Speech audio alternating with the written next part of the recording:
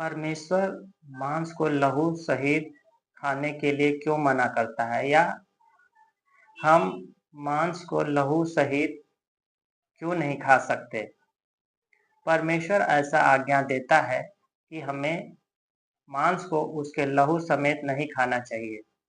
ऐसा आप परमेश्वर ने नूह को यह आज्ञा दी थी कि मांस को, जब जानवरों के मांस को खाया जाए तो उनके लहू के प्रति उचित आदर होना चाहिए, जो जानवरों में जीवन सिद्धांत का प्रतिनिधित्व करता है, जिसको आप लय व्यवस्था 17:11 और 17:14 में पढ़ सकते हैं।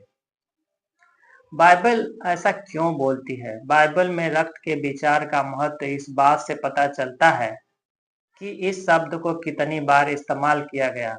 इसका इस्तेमाल रक्त, या जिसको हम लहू कहते हैं, बाइबल में 357 बार अलग अलग आयतों में और 424 बार किया गया है। न्यू किंग जेम्स वर्जन में आप इसका इतनी बार यूज किया गया है।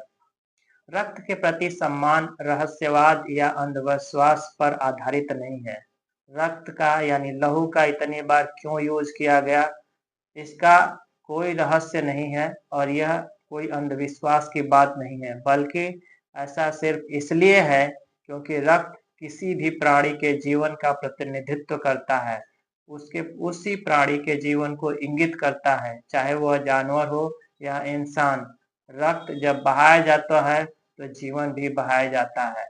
इसी तरह हम परमेश्वर जब यीशु मसीह रक्त आकर बहाता है, चाहे मनुष्य हो या जानवर, रक्त का उसके जीवन में महत्वपूर्ण हिस्सा है और महत्वपूर्ण चीज है। बिना रक्त के अगर हम कहें कि मनुष्य का शरीर भी पूरी तरह से सही काम नहीं कर पाएगा, उसी तरह अगर रक्त के बिना जानवर का शरीर भी पूरी तरह से वर्क नहीं कर पाएगा। बाइबल में इस वचन का जिक्र निर्गमन 12 और उसका 13 पद में लिखा गया है। पहले फसह के अवसर पर इजराइल के लिए रक्त दया का प्रतीक था, जिसको मैंने बताया कि निर्गमन 12 और उसका 13 अध्याय में लिखा गया। लहू ने इजराइल के साथ परमेश्वर की वाचा को सील कर दिया। निर्गमन 24 और उसका 8 वचन में इस प्रकार बोला गया।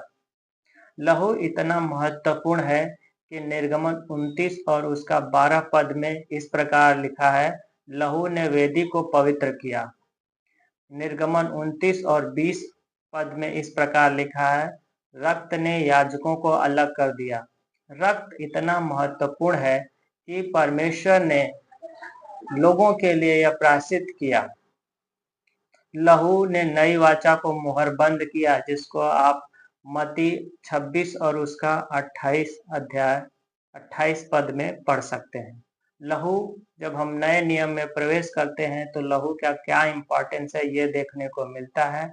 लहू हमें धर्मी ठहराता है, जिसे रोमियो 5 और उसका 9 वचन में देख सकते हैं। मैं आपके लिए पढ़ता हूँ, जहाँ पर रोमियो 5 और उसका 9 अध्याय में इस प्रकार लिखा है, तो जबकि हम अब उसके लहू के कारण धर्मी ठहरे, तो उसके क्रोध से क्यों न बचेंगे।